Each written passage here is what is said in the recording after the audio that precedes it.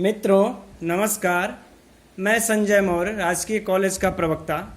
हम लघु सिद्धांत कौमुदी के व्याकरण का संपूर्ण क्रमशः वीडियो बना रहे हैं और एक ऐसी वीडियो, विद्वत्तापूर्ण वीडियो, जो कि आप लोगों को सभी परीक्षाओं में बहुत महत्वपूर्ण होने वाली होगी और मैं हर बिंदुओं को समझाता हूं। इसलिए आप लोग क्रमशः इस वीडियो को सूत्र बाय सूत्र, जो लघु सिद्धांत कौमुदी का है, मैं हर एक बाय सूत्र में क्रमशः चल रहा हूं। तो इस पूरे वीडियो को देखने के लिए आप लोग चाहें तो हमारे प्लेलिस्ट में से देख सकते हैं और आगे की वीडियो देखने के लिए हमारे चैनल को सब्सक्राइब कर लीजिए और वीडियो को लाइक कीजिए। अब हम लोग आइए चलते हैं संधि पर। तो झलाम जसवंते, हम लोग व्यंजन संधि के झलाम जसवंते सूत्र तक आ पहुंचे हैं।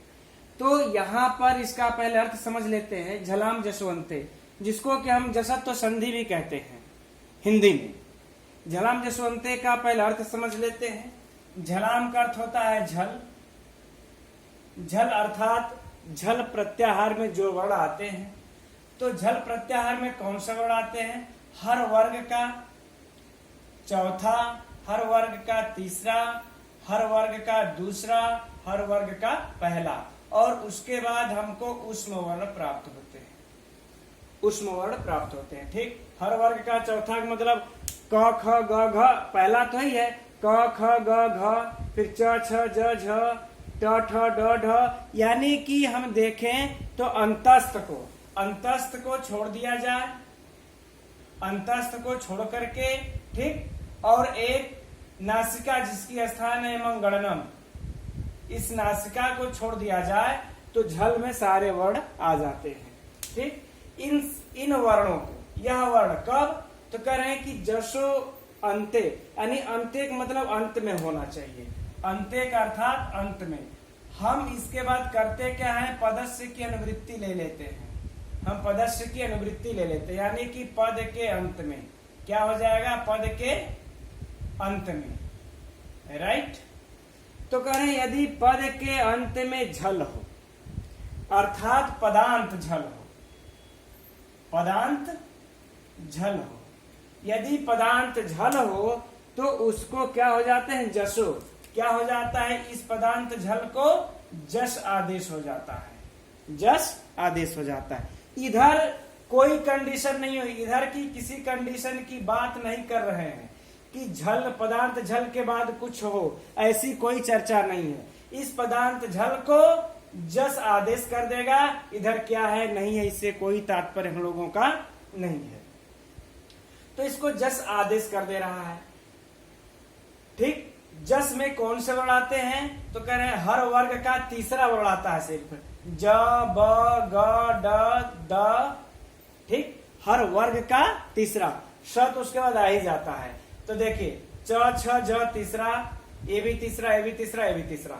यानी कि पद के अंत में यदि झल आ जाता है तो उसी वर्ग का तीसरा जस हो जाता है। अब हमें यह देखिए समस्या उत्पन्न होती है कि जो पद है, ठीक, हम एक तालिका हम बना दे रहे हैं। तो स्थानीय अंतरतम से, जैसे कि इधर पदांत झल आ गए, क, ख, ग, घ, श, इस प्रकार से आ गए। ठीक, कंठ ले लेंगे। तो इस प्रकार से आ जाने पर हम यह देखेंगे यह क्या है? झल है। ठीक, अब हम यह देखेंगे झल है तो इनके स्थान पर हमको जस आदेश करना है। तो हम कौन से जस में? ज, ब, ग, ड, द, श, यह जो है कि इतने अक्षर आते हैं। ज, ब, ग, ड, द, 5 अक्षर आते हैं। तो हम इसमें से किसको इनके स्थान पर आदेश करेंगे? तो स्थानीय अंतरतम सूत्र के अनुसार हम इनके उच्चारण स्थान को देखेंगे। तो क, ख, ग, घ, ह का उच्चारण स्थान क्या है? कंठ है। अकुह विसर्जनीय नाम कंठ, इसका उच्चारण स्थान कंठ है। तो अब हम इन पांचों में से देखेंगे कि किसका उच्चारण स्थान कंठ है। जिसका उच्चारण स्थान कंठ होगा वही इन पांचों के आने के बाद, पद के अंत में इन पांचों झल को आने के बाद हम उसी को आदेश कर देंगे। तो इसका देख लिया जाए, च छ ज इचुई सा नाम तालु, ब होस्ट। अब इसका अगर हम ग का देखें तो अकु विसर्जनीय नाम कंठ, इसी का उच्चारण स्थान कंठ मिलता है।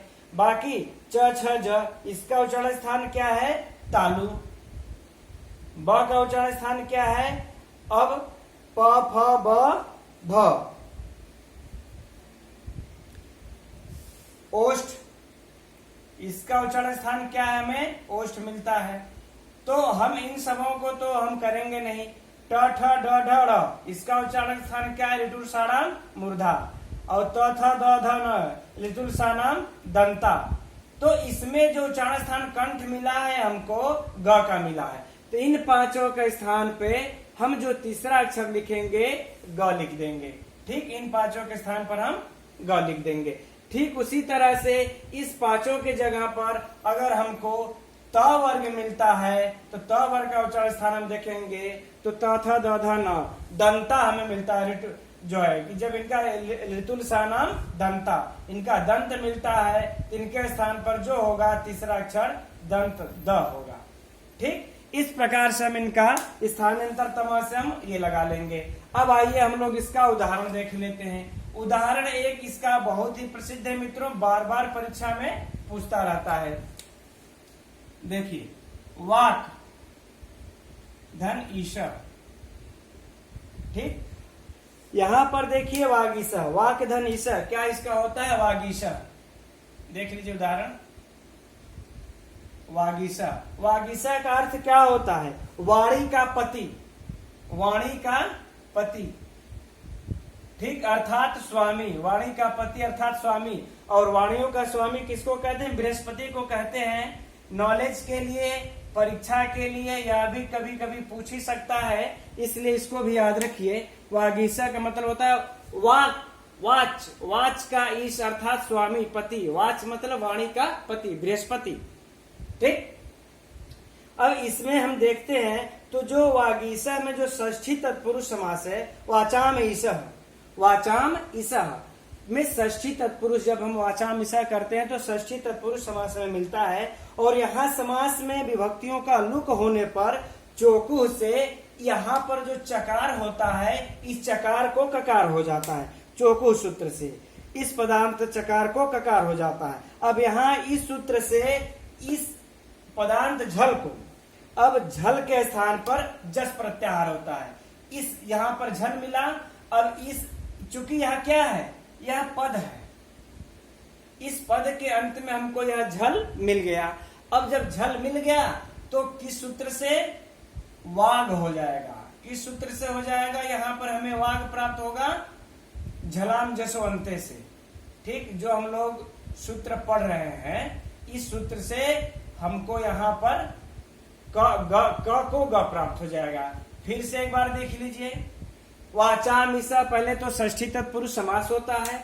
वाच को फिर हम विभक्तियों का लोप कर देते हैं, ऐसे नहीं तो हम इस तरीके से समझा देते हैं। वाचाम ईशा, हम जब इसको लिख लेते हैं, ठीक, तो वाच, इसी च को यहाँ पर जो वाच होता है, जब हम यहाँ पर हम इसका समास विग्रह जब कर देते हैं, विभक्तियों का लोप कर देते हैं, तो इस चकार को ककार हो जाता है चौकुह सूत्र से।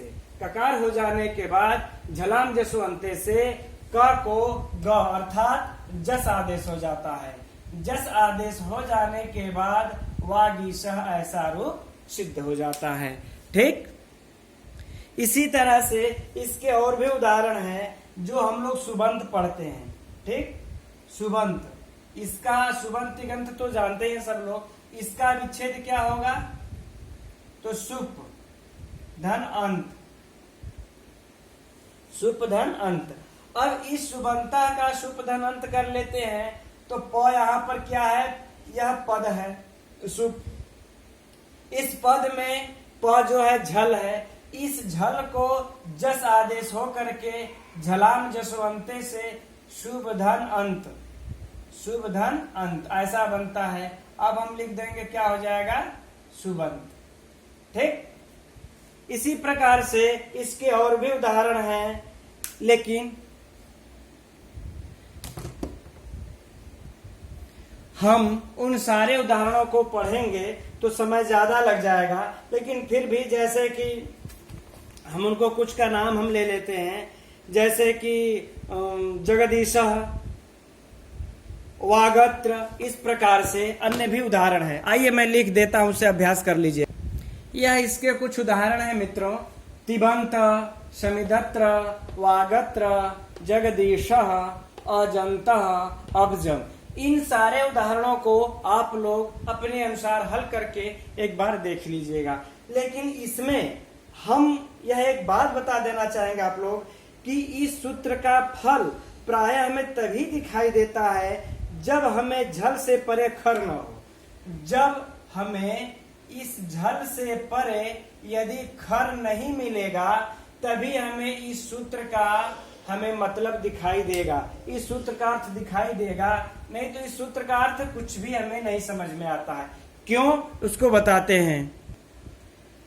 क्योंकि ये जो खर है यह क्या कहता है कि झल के परे यदि खर है तो इस झल को चर आदेश कर देता है। झल के परे यदि खर है तो चर आदेश कर देता है। कैसे कर देता है देखिए, हम लोग यहाँ पर जगत धन तिष्ठति देख लेते हैं। जगत धन तिष्ठति। अब इसमें देखिए यहाँ पर ये जो त है यह पदांत है। क्या है? पदांत। अब इस पदांत में हमें क्या प्राप्त हो रहा था? यहाँ पर झल प्राप्त हो रहा है ना। इस पदांत में यहाँ पर हमको झल प्राप्त हो रहा था। तो अब इधर का तो कोई मायने ही नहीं रखता, वो तो झलाम जसवंते के अनुसार। तो हम लोग क्या करेंगे, यहाँ पर इसको झल को जस आदेश कर देंगे। जगद धन तिष्ठति। देखते रहिएगा, बिल्कुल मित्रों आप लोगों को समझ में आ जाएगा। यह किस सूत्र से हो जाएगा? हमको झलाम जसवंते से, है ना। देखिए झलाम जसवंते से यहाँ पर क्या हो गया? झल को जस आदेश हो गया। झलाम जसवंते से त को द, है ना। अब देखिए, लेकिन यह खरीच जो सूत्र है, यह खरीच सूत्र क्या कहता है? यही कहता है कि यदि झल के परे यदि खर प्रत्याहार का कोई वर्ण आए तो, खर प्रत्याहार का कोई वर्ण आता है तो इस झल को चर आदेश कर देगा। तो खर प्रत्याहार में कौन कौन से वर्ण आते हैं उसको हम लोग देख लेते हैं। तो हम इसका हम मित्रों शॉर्टकट हम बता देंगे कैसे पकड़ते हैं, लेकिन फिलहाल आप लोग इतना ही समझिए कि ख का हर वर्ग का दूसरा वर्ण, हर वर्ग का पहला वर्ण और उष्मा आएंगे। ठीक, यानी हर वर्ग का क का, च का, त का, प का, सबका हर वर्ग का दूसरा, हर वर्ग का पहला, फिर उष्मा वर्ण आएंगे। तो इसमें देखिए त वर्ग का पहला वर्ण आ गया है। तो त वर्ग का पहला वर्ण आ जाने के कारण यह जो है खर प्रत्याहार के अंतर्गत आ गया। तो जब खर प्रत्याहार के अंतर्गत आ गया तो द अभी भी झल तो है ही, द अभी भी भले ही जस हो चुका है लेकिन झल प्रत्याहार के अंतर्गत तो आता ही है झल द। तो इसके बाद क्या करेंगे, अब झल के परे खर होने पर इस झल को चर आदेश हो जाएगा। चर आदेश हो जाएगा किस सूत्र से? खरीच से। खरीच से जब चर आदेश हो जाएगा तो क्या हो जाएगा? फिर से फिर जगत धन तिष्ठति, फिर से हो जाएगा। तो यहां पर देखिए इस दकार को फिर से पुनः तकार होकर के जैसे का जो यहां से जो रूप स्टार्ट हुआ था वही रूप फिर से बन गया। तो मेरे कहने का तात्पर्य यही है कि इस झलाम जसवंते सूत्र का हमें फल तभी प्राप्त होता है जब बाद में कोई खर प्रत्याहार का वर्ण न हो। तब न हो तो क्या होगा? तब यदि हम यह देखें तो हमें झल प्रत्याहार के बाद जब अस प्रत्याहार का वर्ण प्राप्त होगा तभी हमको इसका फल प्राप्त होगा। झलाम जसवंते काम कर पाएगा। नहीं, यदि अस प्रत्याहार का अ का तात्पर्य लेकर के, अ से लेकर के अ से लेकर के कितने वर्ण तक आ जाएंगे, जब गण 10, यानी कि तीसरे वर्ण तक। अर्थात आपका हर वर्ग का चौथा वर्ण पूरा स्वर होगा। उसके बाद और क्या होंगे, स्वर के बाद अंतस्थ हो जाएंगे। उस अस प्रत्याहार में की बात बता रहे हैं हम, पूरे स्वर होंगे, अंतस्थ होंगे। इसके बाद हर वर्ग का आपको तीसरा वर्ण हो जाएगा, हर वर्ग का चौथा, हर वर्ग का पांचवा। ठीक, इतने वर्ण यानी स्वर, अंतस्थ, हर वर्ग का तीसरा, हर वर्ग का चौथा, हर वर्ग का पांचवा वर्ण प्राप्त होने पर ही झल के परे, इतने वर्ण प्राप्त होने पर ही झलाम जसवंते काम कर पाता है। नहीं तो अगर इससे छोड़ करके जैसे ही हमें खर प्राप्त होता है वैसे उस खर को पुनः चर कर देगा। जब चर कर देगा तो पूर्व स्थिति में चले जाएंगे। तो इस प्रकार से हम देखेंगे अस प्रत्याहार परे रहने पर ही काम करता है यह सूत्र। अब हमारे विचार से मित्रों आप लोगों का पूरा समझ में आ गया होगा।